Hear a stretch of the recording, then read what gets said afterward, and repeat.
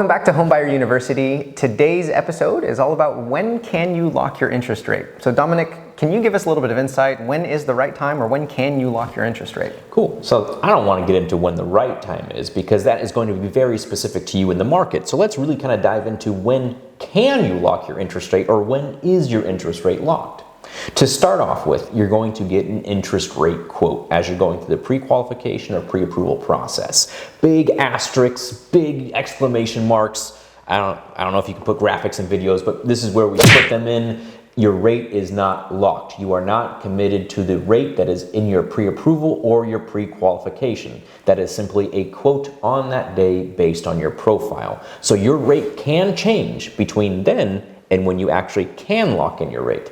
Andrew, when can you actually lock your interest rate? Pop quiz, do you know? You can lock your interest rate right when you have an accepted offer on your home. That's right. So you have to wait until you have an offer accepted on a home. Your rate lock has to be specific to that property address in the terms of your offer. So you're going to have to wait until that offer is accepted. Now, you do have a little flexibility. You do not have to lock your rate in on that first second you have your offer accepted. You can have a little wiggle room to it. And this is where you're going to want to really link up with your mortgage professional to see when the right time is. Do we want to lock right now because rates are good? Or do we want to wait a couple days to see how things shake out with the market? Usually we recommend locking in right away because honestly, it feels so much worse to lose a good rate than it does to get a rate that's slightly better. But you'll know your own risk tolerances, what makes sense for you and what rate feels good in order to make the purchase viable for you.